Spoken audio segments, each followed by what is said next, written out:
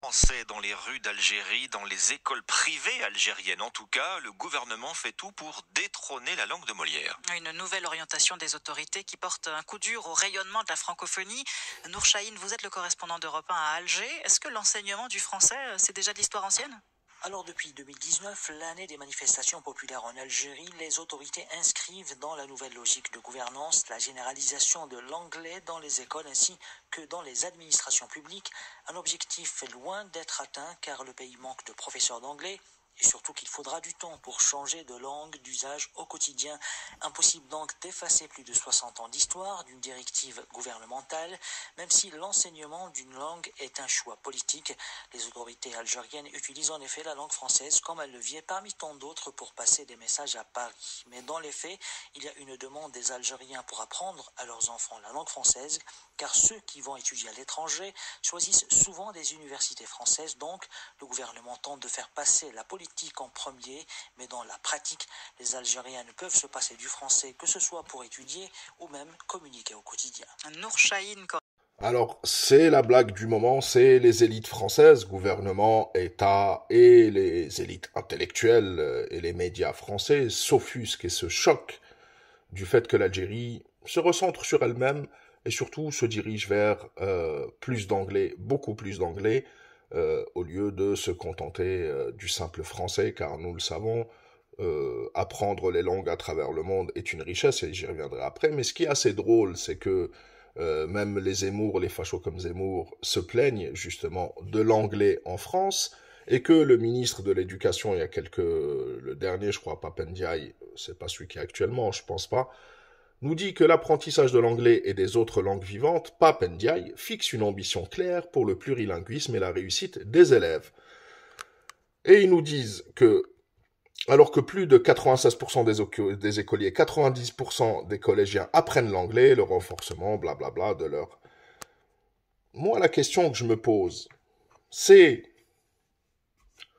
pourquoi la France se dirige vers 100% des écoliers et des élèves qui parlent anglais, pourquoi elle le reproche à l'Algérie? Et ils le disent, hein, le rayonnement de la francophonie. Premièrement, l'Algérie n'a jamais fait partie de leur organisation là, de la francophonie. Deuxièmement, nous maîtrisons toutes les langues et l'anglais pour nos élèves et pour nos jeunes enfants est très important. D'ailleurs, ils disent quelque chose d'important.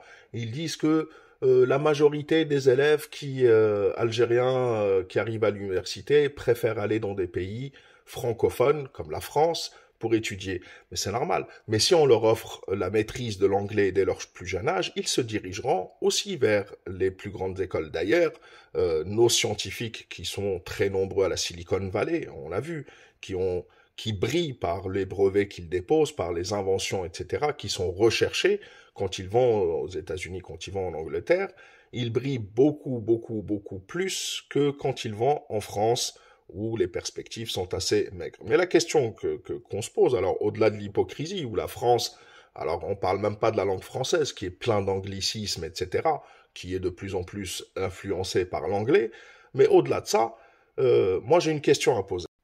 Ceci est le classement Statista des langues les plus parlées dans le monde en 2023 selon le nombre de locuteurs natifs et secondaires en millions. Nous voyons que un être humain sur 5 maîtrise l'anglais. 1 milliard, donc ils sont 1 milliard presque 500 000. 1 milliard presque 200 000 qui maîtrisent le chinois. 609 millions, 610 millions qui maîtrisent le hindi. L'espagnol a presque 560 millions et le français a 309 millions. L'arabe, 274 millions. C'est-à-dire les Algériens, en maîtrisant l'arabe, le tamazight et l'anglais, on n'est pas loin de pouvoir communiquer avec un être humain sur 4. Et surtout le business, tout se passe en anglais. La science, même s'il y a des trucs, on pourrait débattre, etc. Mais la langue pour discuter dans le monde, si vous me parlez du mandarin chinois et de l'anglais, si on maîtrise ces deux langues, on est à presque 3 milliards d'êtres humains, un peu moins de 3 milliards d'êtres humains sur Terre. Donc ceci est une question d'ego pour la France. Sa francophonie tend à disparaître. Le français n'est plus une langue mondiale. À la limite, je préférais encore maîtriser l'espagnol ou même l'hindi plutôt que de maîtriser simplement le français. Mais bien sûr que nous ne renonçons pas à toutes ces langues-là. Nous apprenons de nouvelles langues et l'anglais, c'est très intéressant.